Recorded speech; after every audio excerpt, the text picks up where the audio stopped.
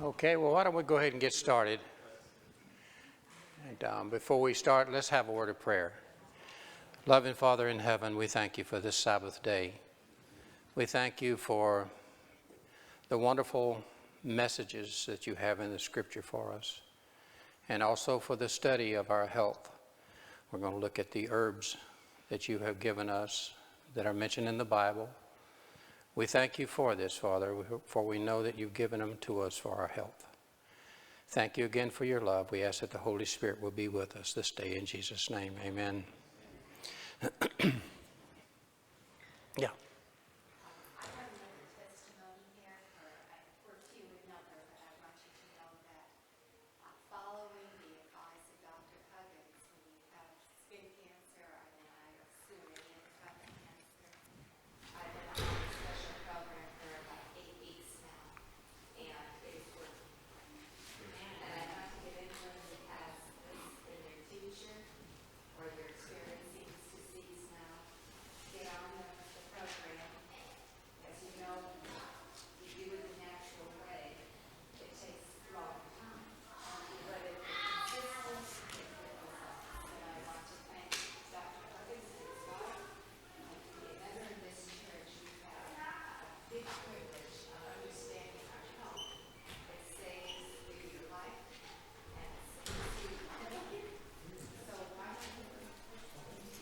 Thank you, Marilyn. We have to praise God for that, because this is his medicine, right?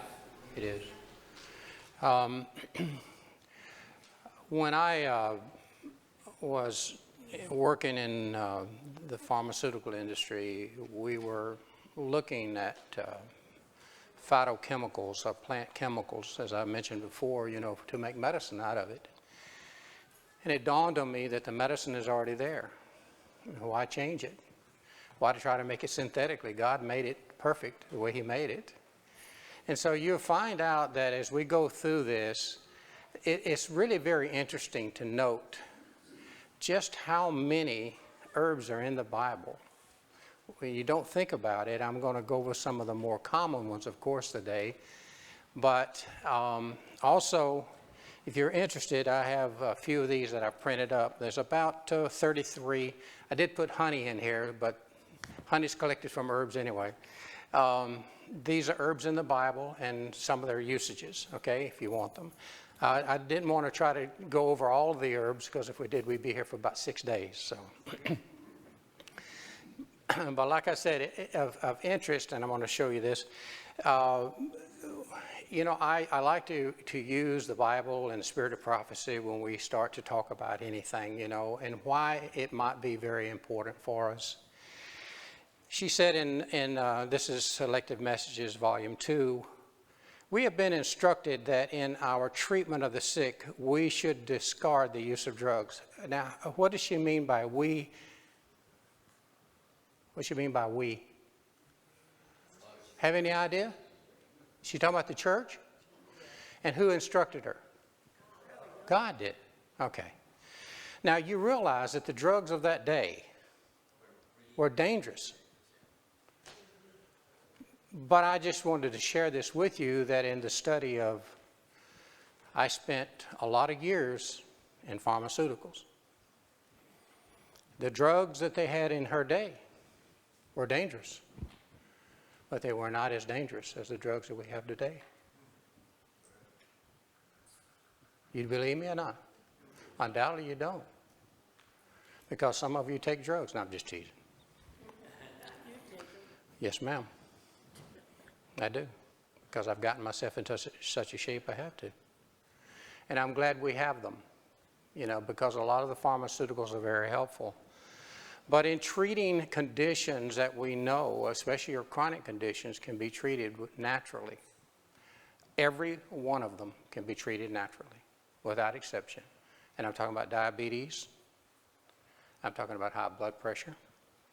I'm talking about cholesterol issues, arthritis, and even cancer can be treated naturally.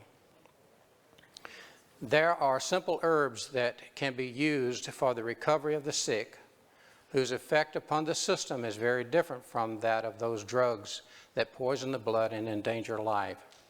This is a partial list. It's 32 different herb compounds up there.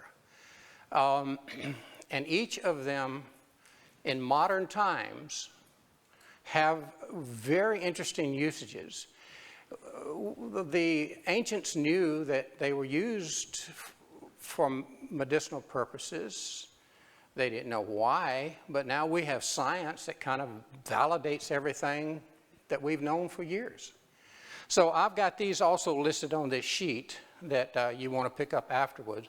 But what we want to do is I want to look at this one, the balm of Gilead. How many of you know what that is? Okay. About myrrh. Heard about that? Okay. Since it's Christmas time, we're going to talk about that one. What about frankincense? Right? Okay. What about sage? How many of you use sage? Right? We're going to find some interesting things out about sage today, I think. What about pomegranates? Some of the most unique compounds are in that fruit. They don't exist in any other fruit or any other compound like it on the face of the earth. And that's the reason why it is so unique in its effect on certain conditions. And I want you to pay attention to that because we're going to share that with you as well. And then we'll talk about mint because that's easy to grow. Sage is easy to grow. And it's something you can grow in your house or in your flower garden or whatever. And the benefits are just tremendous. Okay. Now, what got me interested in natural medicine years ago were these statements. I want to read them to you. Jeremiah 8:22, this is the one that caught my eye. Is there no balm in Gilead? Is there no physician there? Why then is there no healing for the wound of my people? Now that's talking spiritual. But I want you to note it has two meanings. Okay? Look at this one. Jeremiah 46:11. Go up to Gilead and get balm, virgin daughter Egypt. But you try many medicines in vain, and there is no healing for you. So why were they going to get the balm of Gilead? For what? For healing. Do we know what the diseases were? The common diseases we have today, a lot of them, okay? And then in Jeremiah 51:8, Babylon will suddenly fall and be broken. Wail over her, get balm for her pain. Perhaps she can be healed. Jeremiah is saying that you can be healed with herbs. In essence, that's what he's saying. So what is the balm of Gilead? I tell you, there were scientists that have been studying this for a long, long time. Now, we understand, and we'll share with you about myrrh and frankincense and what they are. And I think you're going to get some insight into this. But the balm of Gilead, like those other two, when you hear the word BALM, balm, it means actually the amber or the sap of a tree. And it can be a plant of any kind, but primarily the trees, all right? How many of you in the South know about turpentine? What is it? The sap of what? Pine tree. And in fact, all of the pine trees have a particular and peculiar type of turpentine that they call it that has a large amount of medicinal properties. In fact, the maritime pine that they found in around the Mediterranean, they also find it up in Canada, have saved people's lives. As far back as we can study, there was a group of explorers that came up into the Canadian waterway, St. Lawrence waterway, and got iced in. And they were dying of scurvy. And the Indians found them, took them into the distant forest, and collected this pitch from the pine tree and saved their lives. They also boiled the pine needles and had them drink that tea. Why do you think they did that? What's in pine needles? Have any idea? Vitamin C. And scurvy, you need vitamin C. Right? But they didn't know what it was. Is this from any pine tree? Any pine tree. Any pine tree. So that's Yeah. When I was a kid working with my grandfather on the farm, a lot of times we were in the woods and I'd get cut or something, or he would, and he'd find an old tree and he'd find some sap on that. Sometimes it'd be hard and he would just kind of grind it up a little bit and he'd put it on my cut. Took the pain away, took the inflammation away. It was sticky, but it healed the wound. So they've learned those things, over the years. But here in the same situation, we have the balm of Gilead, and it comes from the tree called Comophoria gileadensis. Now, Comophoria is an interesting group of plants out there. We have one that's called, we get a product from it now today that they use for treating high cholesterol. It's a plant that they have in India. It's called Comophoria mucal. But this is just looks like a shrub. They call it a tree. They're ancient. Some of these are 100, 200, 300 years old. And what they do is they have gone in and all they do is just scar the bark and it begins to leak out the sap. And they go back with a knife and scrape the sap. And they have that. Now, do you have any idea why the trees do this? Exactly. And in fact, what we've discovered is that every plant on the face of this earth has a protective mechanism, something of this nature. The sap is loaded with what we call phytoalexins. This is a new group of chemicals that they've discovered in plants. And nearly every a plant that has this, when we study these phytoalexins and we give them names like resveratrol, many of you heard about that one, all right? We give them other names like,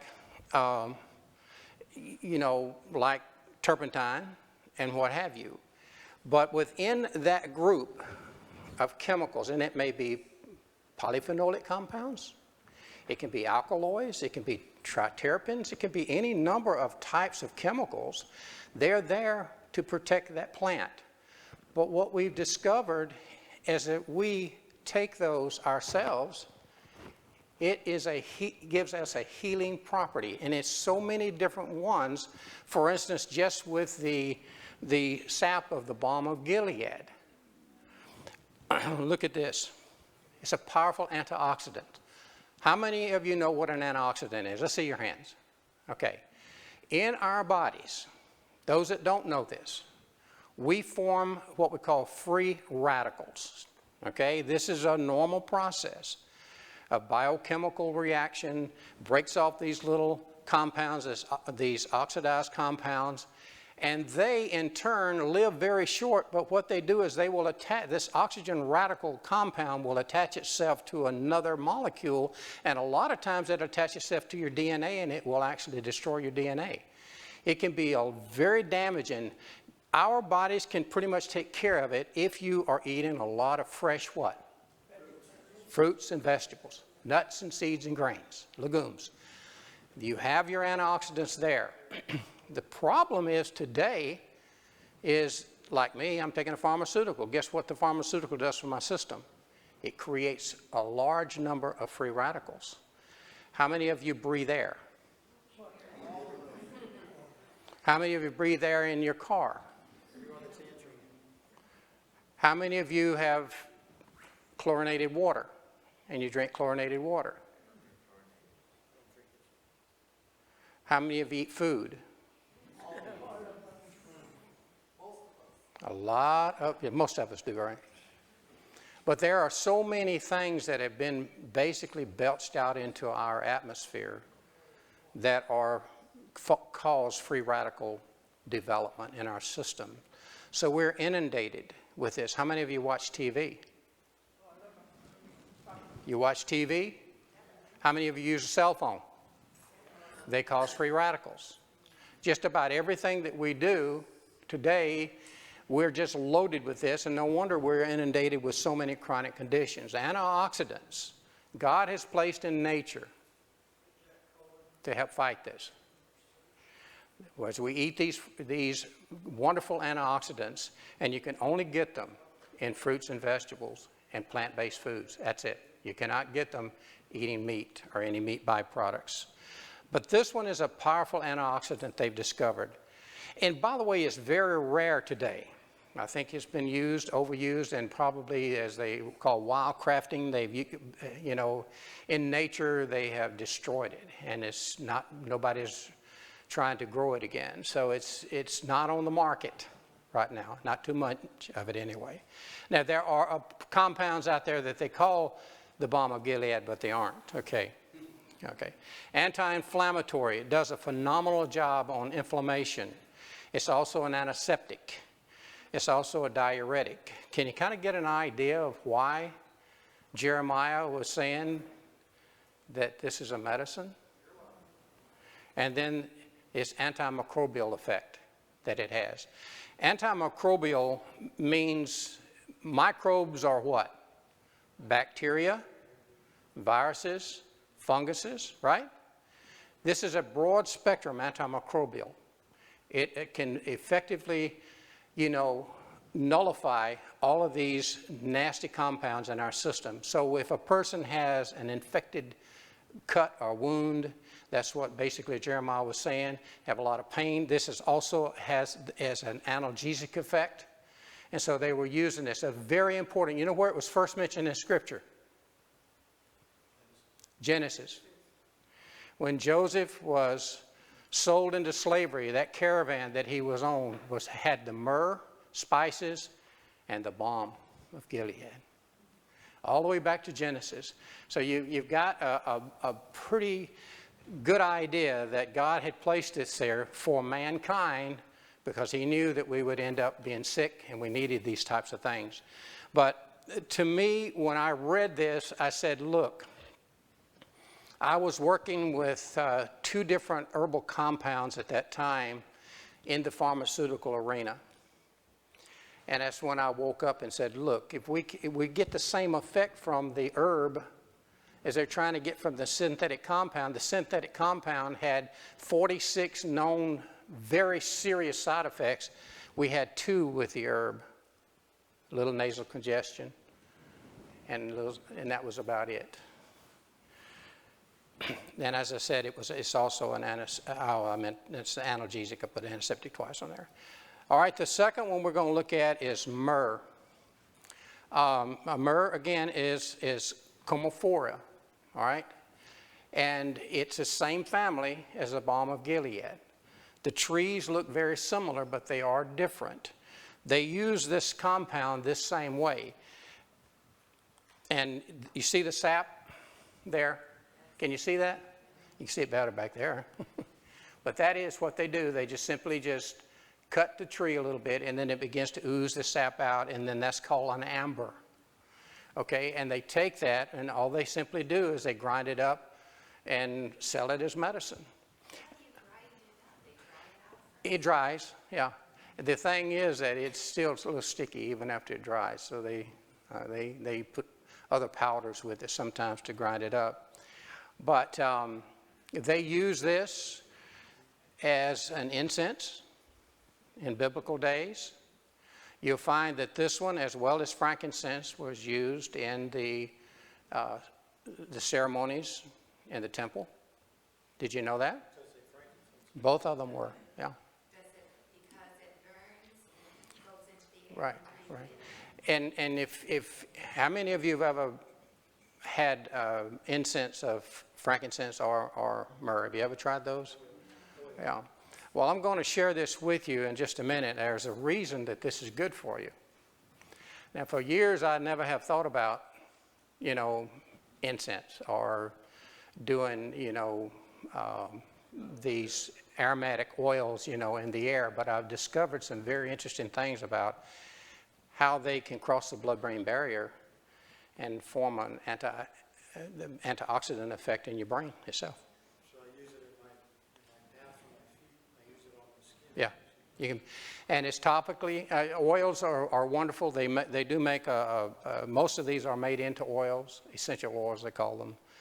But the myrrh if you'll notice, a lot of these are very similar, all these different compounds.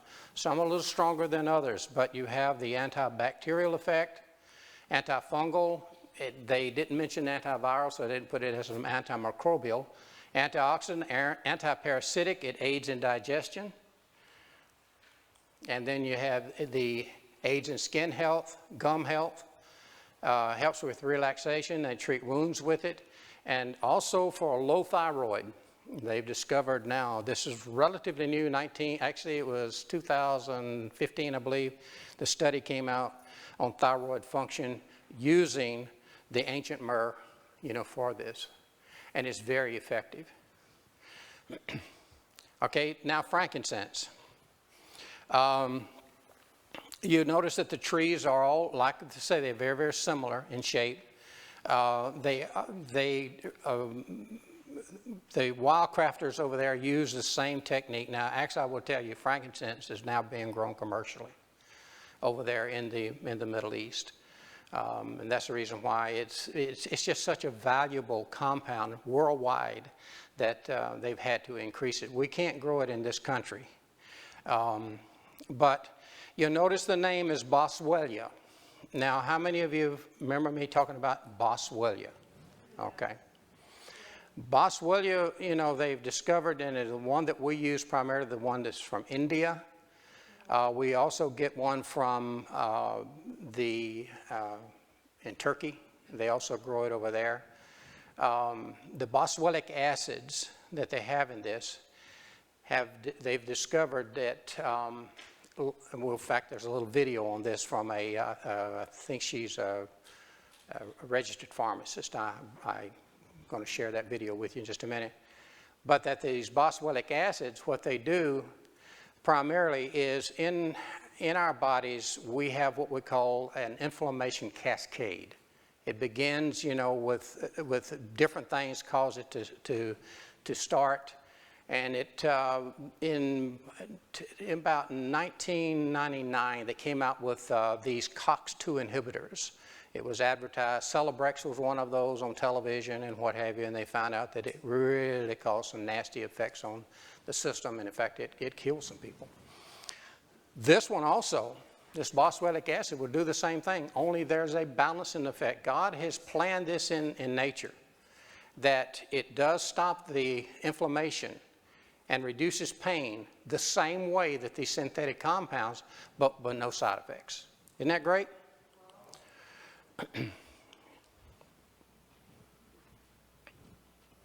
Hi everyone, I'm Susie Cohen, America's Pharmacist, and I love to talk about the medicinal actions of natural medicine, such as frankincense and myrrh. It's very popular at this time of year, and people assume that it's just good for soaps or bath salts or perhaps an aromatizer, where I'll show you this. You just put a few drops in with water and it infuses your room. And yeah, all of that is really cool. I'm good with all of that. Obviously, I have it all. And I don't want to underestimate the power of inhaling the volatile oils which come from frankincense and myrrh. These are the essential oils. You can see which I use most frequently. It's frankincense. I love that. So frankincense, let's hover on that for a little bit. It goes by another name, Boswellia, because it has a lot of boswellic acids in it. So you'll see it sold as supplements as Boswellia, and that's how I will refer to it in this video to teach you more about it. Now, Boswellia acts like a drug. It really does. In my world as a pharmacist, and I've been one for 25 years, plus 6 years of school, that's a lot of nerdiness. We know of drugs in the class called COX-2 inhibitors. And these drugs are very popular. One popular one is called Celebrex. And it works by reducing the levels of inflammatory compounds that contribute to pain and heart disease. So when you have a COX-2 inhibitor, you're inhibiting or blocking an enzyme that would otherwise create a lot of pain and inflammation in your body. Well, Boswellia does just that, just like Celebrex. It is also a leukotriene inhibitor. The drug for that is singular, and it's used for people with asthma. So you can ask your doctor if using Boswellia supplements could be helpful if you have any kind of pain syndrome or asthma. In particular, rheumatoid arthritis or osteoarthritis, because boswellia is known to increase blood flow to the joints. Very helpful. So I couldn't love boswellia anymore. I get it from a local apothecary in Boulder called Rebecca's. That's where I go. And it's kind of grainy. I don't know if you can see this, but here, let me put it in my coffee grinder, which I've cleaned out. So there's no coffee in there. So this is frankincense, or boswellia as I've been calling it. I'll give it a little twirl there. And it just makes it just a little bit finer. And you're probably wondering, why do I do that? Well, aside from taking a bath with it and inhaling the essential oils, I take it orally. And I just don't want to buy the regular supplements because I feel like mine is fresher. But you can. They're commercially prepared and they're fine. Many brands make it. I just like to make my own. There. This is a size 00 capsule, so you can see the size of that. Made another one here, and I'll make these up in advance, and I'll just put them in there with a desiccant that I pulled out of another vitamin bottle to keep it fresh. You can also make a bunch of capsules all at once. So what else can boswellia do? It can stimulate the thyroid. It contains glucosterones, which are known to support thyroid health and can stimulate the thyroid gland to produce more thyroid hormone. That's important. I've been asked if you can take it with my ThyroScript. That should be fine. Ask your doctor if you can take either supplements. I don't know what's right for you. Glucosterones improve metabolism, they lower triglycerides, and they support cardiovascular health. Boswellia also happens to contain this ingredient that was studied in 2013 in a clinical trial. It was a test tube trial, and they found that AKBA, which stands for acetyl keto beta boswellic acids, AKBA, that's why they call it that, works better in test tubes at killing ovarian cancer cells better than chemotherapy. That study's on PubMed, so that's pretty cool. They also found that ingredients in boswellia could help with bladder cancer. Again, a test tube study or animal study. These were not done in humans. Now, let's talk about myrrh real fast. This is the resin. These are both resins. This is frankincense and this is myrrh. And you don't eat these. These you can put over a charcoal burner to infuse your home. It's another way of doing this, but this is cooler.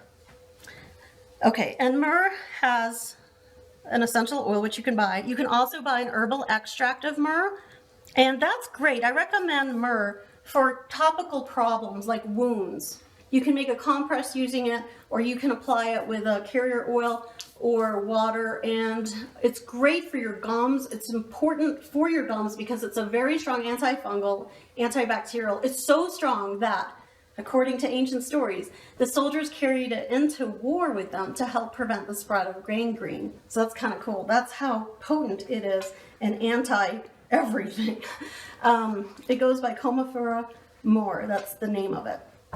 Okay, so that's what I have for you today on frankincense and myrrh. Please share this video and feel free to visit me at my website, susiecohen.com. See if I can get this to come back in. No, it's not going to do it. Chester, I don't know man, what I did with it, but it's not coming on. No, it's not going to do it. That's okay. Anyway, what I was going to show you there was another compound in there. It's called, it's a compound that was primarily discovered probably about 10 years ago. It's called sesquiterpene. It is the one that is, when you are infusing it in the air, it's very volatile and you breathe it in and it does cross the blood-brain barrier. And the studies that they used with this, they were studying it for Alzheimer's. And there was an actual study where they actually used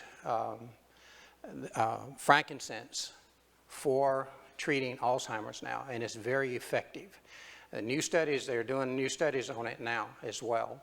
I will share this with you that Dr. Dale Bredesen and some of the groups that, when I had the series on Alzheimer's here, that they are talking about these in their conversations now, and that the studies, and I will also share that this one, also sage, has been studied now for the treatment of Alzheimer's. A study just came out, and it was very effective at preventing Alzheimer's. Again, one of those reasons for it is that it's a protective situation that we run into, not only with the antioxidant effect, but the anti-inflammatory. But like I said, sage is relatively easy to grow. And it is just loaded with phenolic compounds. These are, again, compounds that are very aromatic. And some people will use sage like that they infuse it as well, diffuse it as well. What we've discovered with it, though, is that just eating sage, you can use it, you can do a sage tea, where you can take it, yeah, is that what you do? Yeah, yeah, and now they're using it on, we use it on so many different types of dishes, vegetarian dishes, it really, and Scott would know this, these herbs are very, very important, not only just for the culinary aspect of it, but for the medicinal aspect as well. But, there are compounds in there, and I'm not going to bore you with all those compounds, but they have treated depression with sage, and it works very well. I'm not saying it's the only compound you need, if you have depression, but Alzheimer's, diabetes, heartburn, diarrhea, inflammation, and I'm not getting... Today's health tip is... It's not... I don't know why it's not changing. Chester, do you have any idea? Is that it? No? Not going to change then. Sorry. Anyway, the other areas we're talking about, yes? On this sage, do you eat it in the plant like that? Yes. You can eat it. You can dry it and use it. Can you buy it all ready to go? 'Cause You can buy sage. I know, but I mean, is that just as good or not as good? Because I do little jars of to put in food. Well, anytime that you can eat something fresh versus it being dried, I'm not saying you're not getting some good compounds out of the dried the dried plant, but the fresh herb itself, you got to understand all of the volatiles. Sage, just very small amount. It is very, very pungent. And if you grow it right, it can be really pungent, and we actually grow sage that way, in a small tray and just grow it. And, as it grows, I just use it as we need it, and in fact, this is one of the herbs that we're going to be growing over in the villages. But anyway, yes, ma'am. We use it, we can make a tea with it. Yeah. When anyone have a sore throat, you can use the Right. with lemon in it. Right. It is so good. Yes. Is that in the powder form or in the plant itself? Plant form. Powder form? I mean, you can go to Publix and just buy a container that says Right. HEE. That's what you would do. Yeah. Can you make microgreens out of those? Yes. You can. Yeah. And it's a very interesting herb. It originally came from the Middle East. Is where it came from. So they had used that. It's mentioned in the Bible many times. Again, for its medicinal use. The lady that's going to share a little bit about sage here, she's a registered dietitian. Today's health tip is to experiment with using sage in your kitchen this season. I think it's so cool when an herb has been known for something for thousands of years, and then we come along and prove it by research. And that's the case with sage. So it's been used for literally thousands of years to increase memory building. So think of it as your memory building herb. It literally has been shown to help the power of recall. Now with herbs, that's not so much by their vitamins and minerals. It's not that they have a ton of vitamins and minerals. It's these volatile little oils. It's like these little plant oils that can be extracted, and you can use those, but you can also use them straight from the leaf, and they do little powerful things within the body. A lot of them are stomach calmers. In this case, sage is going to be your memory builder and really help your memory and recall function. So the easiest way to store sage, because little herbs go bad so quickly, so so I like to find ways to store them best, even to lengthen their life for a few days. So put a slightly damp paper towel right around it and then just store it in an opened Ziploc bag. And that'll help keep it in the refrigerator for a couple days longer. Now, whenever you use a fresh herb, if you don't know what it tastes like, just break a little bit of it. Smell that, and that's going to be exactly the flavor that you get. So it's great to experiment with sprinkling sage into soups this winter, or putting a little bit of it onto chicken or fish. It's powerful, so you only need a little bit, and that'll go a long way. And it gives you this fresh taste, and all those volatile oils will go into your body and do great things for your memory power. So thanks for watching today's health tip, and thank you so much for any comments or shares or questions. I love them. Have a great day. So in using, these types of compounds, and Jan, you got a good point. I mean, a lot of times we can't get them fresh. You have some of the oils left in the dried product. I would not say don't do it. I would continue to use it. But if you can grow it or get it fresh, and in Publix they do have it. What they've, in fact, I know that Publix had approached a couple of the growers that I work with saying, can you grow these and leave the roots on them so that we can put them in a clamshell, plastic little clamshell thing that we can sell alive, so people can just sprinkle water on it and keep it alive. So that's something we're working on right now because it is important to have it fresh. If you can't grow it, you can at least buy it that way. Now, pomegranate really would be considered a fruit, but it's an herb as well. This particular one, to me, of all of the fruits that are out there, all the berries and what have you, they're all important. But for the treatment of cancer, there's nothing better than using pomegranate in your daily routine. There's a video on this I'm going to share with you from Loma Linda, where they were using this, for its effect on health. It's interesting to note that I only listed 8 or 9 of these. When I went in there and started looking at the research that was going on with pomegranate, you would be surprised at how much research, clinical research, thousands of studies have been done on this, showing the different effects that it has on diabetes, on cholesterol, on chronic conditions, on general health, on wound care, on Alzheimer's, on dementia, on memory, and everything else. It was just phenomenal. And that it's like, I think that whenever I find something in the Bible mentioned, I think there's more reasons for just mentioning pomegranate as, putting it on the high priest gown, the pictures of it, or having it, in their ceremonies and what have you, or any of the herbs that are mentioned in Scripture. I think there's a tremendous amount of information that we don't have when God mentions these things. But you've got to know, this is another one of those ancient ones. It's been around a long time. But the benefits of pomegranate, I know that Obed and Coretta are trying to grow it out there in the backyard. We are experimenting with it too, or we'll be doing it, with the pomegranate here, because there are some cultivars that grow quite well here in Florida now. And if you're going to plant a fruit tree, I'd say plant that one, okay? Oh, I was going to put a video, and I should have done that, because there's a guy that have you seen him cut that video? I mean, how he cuts the pomegranate? Yep. Wedges it out, and it just comes out, takes the peeling off, and it's just a ball of seeds. Of course, you eat the seeds too. The compounds that are in the seeds are phenomenal. Again, God has placed wonderful phytochemicals in this plant for us.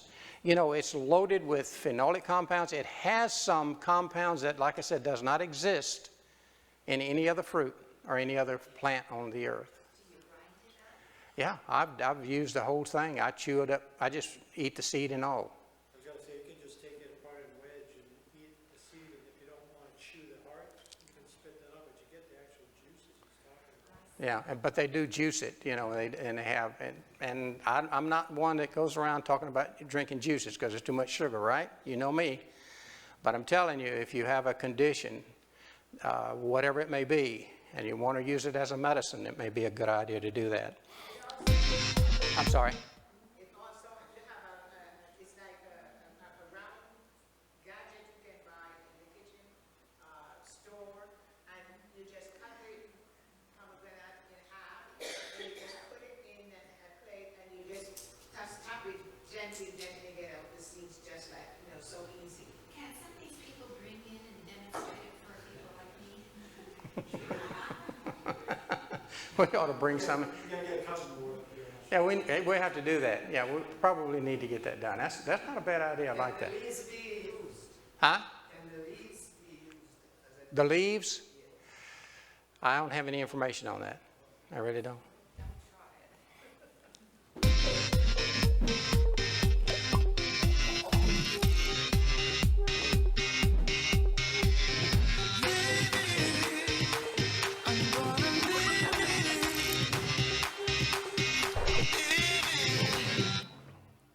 Many of us have had a loved one with Alzheimer's. In fact, 1 out of 8 older adults has Alzheimer's disease, making it the 6th leading cause of death in the United States.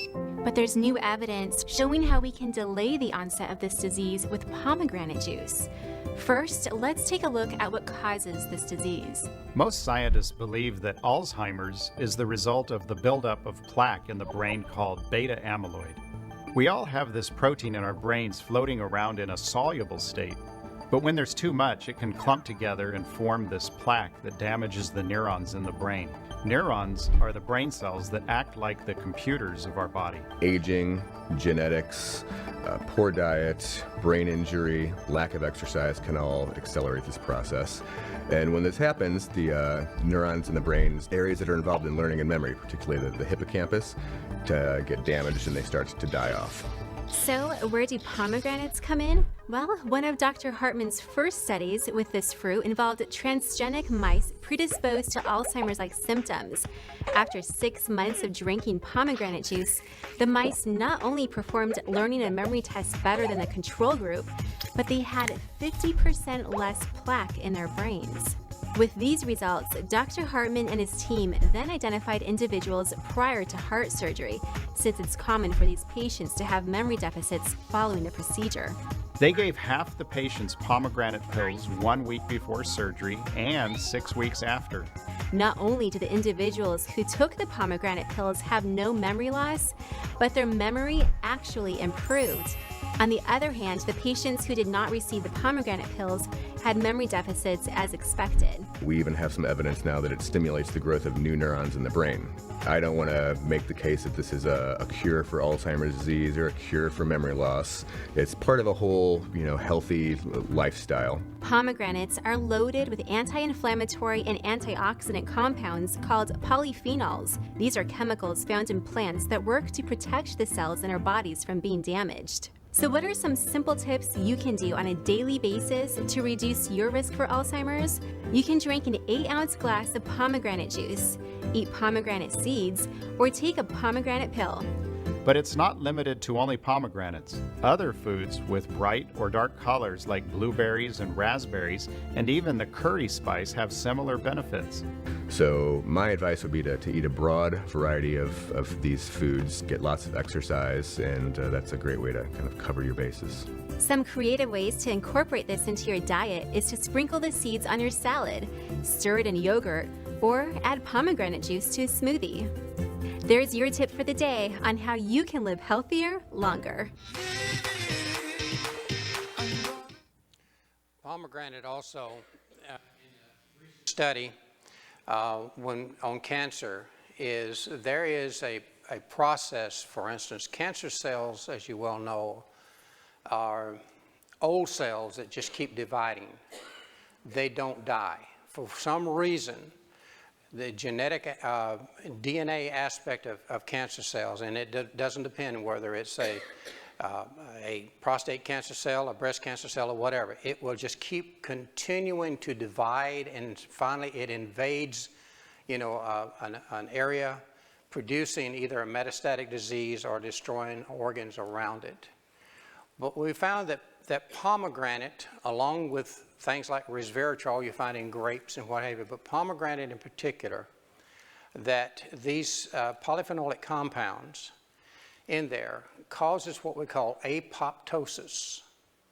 Apoptosis is a programmed cell death of the cancer cell. Now here you have a very interesting scenario. Here's a compound in pomegranate that protects your normal cells, makes them stronger, and on the other hand, it kills cancer cells. Isn't that a wonderful scenario? It's almost like the perfect type food for someone to prevent cancer. And that's the reason why that we are suggesting, using a compound like this, if you just add it to your diet.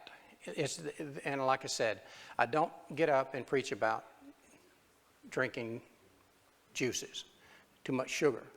But if you can put them in your smoothies, or you can take a juice like this for treating a condition, it might be very important. Yes, sir? All these sell pomegranate juice with no sugar. Yeah. But it's the natural fructose that's in it. And they don't add any sugar to it, but it still has a natural fructose. That was what I was, talking about. But again, it far outweighs, the benefits of it far outweigh the negative on this one. And I would always suggest, using it in something else that might have some fiber, just to slow down the sugar process. The last one that I'm going to mention is mint. Mint is mentioned in the Bible many times. And it's one of the easiest weeds that you can grow. Trust me. You plant mint outside in your flower garden and just leave it alone, and it'll take over your entire yard. Oh, yeah. And you don't have to do a lot with it either. So good. The smell. Huh? I did that in Charleston. I didn't know. I just planted it. We had the best smelling lawn. It's beautiful smell. It does. It's aroma, yeah. And it's such an interesting herb.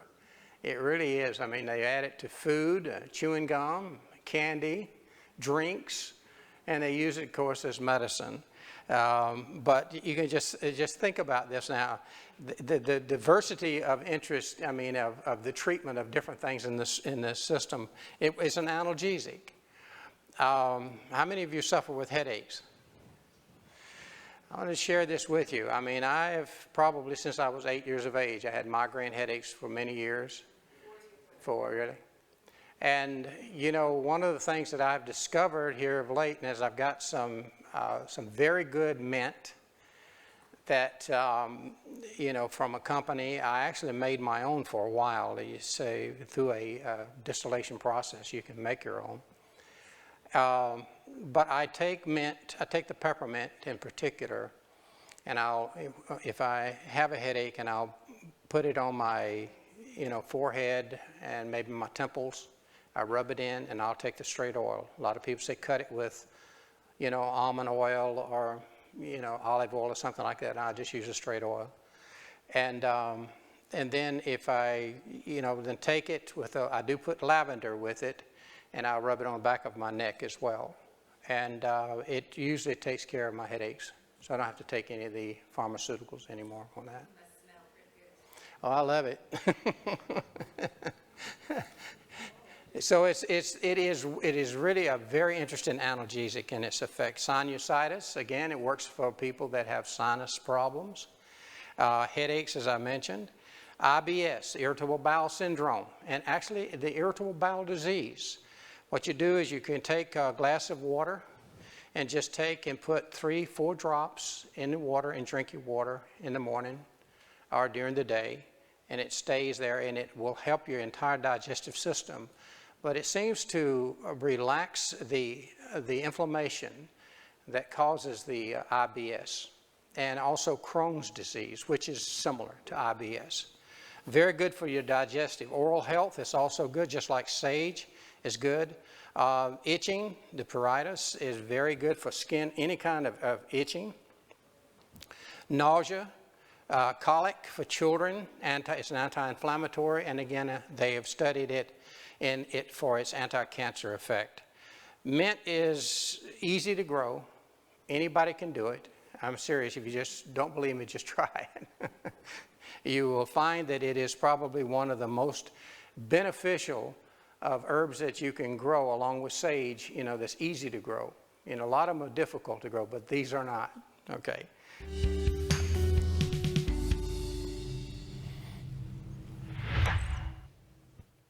Hey guys, Dr. Axe here, Doctor of Functional Medicine and founder of draxe.com. Today I'm going to talk to you about one of my favorite essential oils, and that's peppermint essential oil.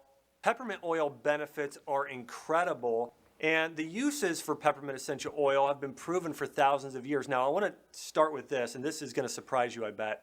When I started looking into essential oils and their health benefits, I knew they were used throughout history for over 5,000 years. I knew they were beneficial, but I didn't know how many medical studies there would be on them. When I went into PubMed and started looking at the medical literature, I was shocked to find out on peppermint oil alone, there are over 1,200 medical studies. So over 1,000 medical studies on this essential oil, improving that it helps heal your digestive tract, that it improves your breath, that it fights cancer. Some incredible benefits there of this essential oil. And what makes peppermint oil so powerful is it contains a compound called menthol, and this compound has been shown to act as an analgesic on the body, reduce inflammation, and act as an antioxidant. So I want to share with you some of the best ways to use peppermint oil. By the way, peppermint oil is one of the top 2 used essential oils in the United States today, along with lavender essential oil. But peppermint oil, one of the most common ways I use it is a natural breath freshener and in my natural toothpaste recipe. So what I do for my natural toothpaste is I mix coconut oil with baking soda, so equal parts, let's say a tablespoon of each, along with about 20 drops of peppermint oil, mix that together, and that's what I use for my natural toothpaste at home, is using peppermint essential oil. The other way I'll use peppermint essential oil is just as kind of a natural mouthwash or breath freshener. Just I put 1 drop in water and drink it down, freshens breath. Another way peppermint oil has been shown to benefit your health is by naturally boosting your energy levels. In fact, there was a recent medical study that found by just smelling peppermint oil, it naturally increases your energy levels. So my wife actually carries this around in her purse with her, and before we go into a workout, sometimes we'll smell it. I know a professor, and this is incredible as well, a professor who works with his students, and he actually diffuses cedarwood oil and peppermint oil during his classroom because cedarwood oil has been shown to help ADHD symptoms and improve focus. Peppermint oil improves his energy and concentration, and so he actually diffuses this in his oil in his classroom to help his children focus while they're test taking. And so this is great for that reason as well. Peppermint oil has also been shown in medical studies to help soothe irritable bowel syndrome and leaky gut-like issues. And so if you struggle with digestive issues, peppermint can really help soothe and cool your digestive tract. And just 1 to 2 drops in water taken daily is greatly beneficial, or you can actually just put it right on your skin as well. Another great thing to use peppermint oil for is to open your airways for both bronchitis, for allergies, for asthma. You can mix peppermint oil with eucalyptus oil and use it as a natural vapor rub. So again, a tablespoon of coconut oil, 5 drops peppermint, 5 drops eucalyptus.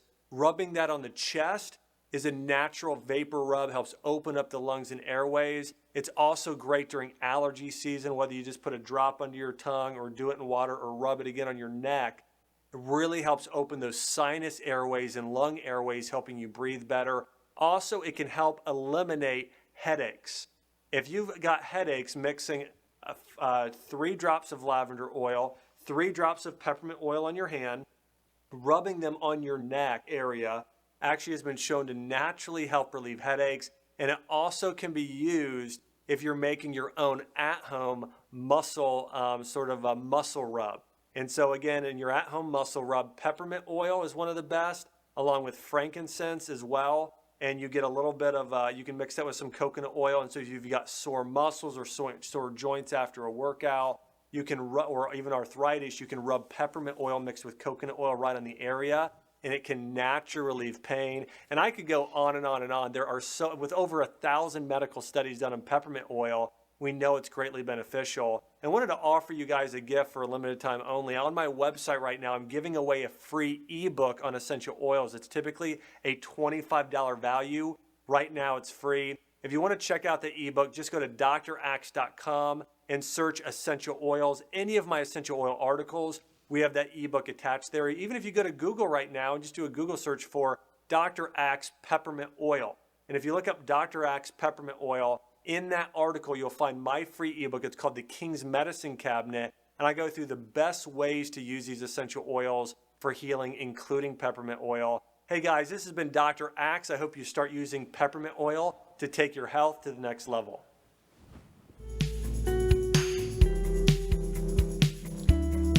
Well, that's the ones that I wanted to show you today. We'll do another one later on some of the other essential oils. I want to share this statement again from Selected Messages. The Lord has provided antidotes for diseases in simple plants, and these can be used by faith, with no denial of faith. For by using the blessings provided by God for our benefit, we are cooperating with Him. We can use water and sunshine and these herbs, which He has caused to grow in healing maladies brought on by indiscretion or accident. We do not manifest a lack of faith when we ask God to bless His remedies. True faith will thank God for the knowledge of how to use these precious blessings in a way which will restore mental and physical vigor. Can you say amen? Amen. Okay. Any questions?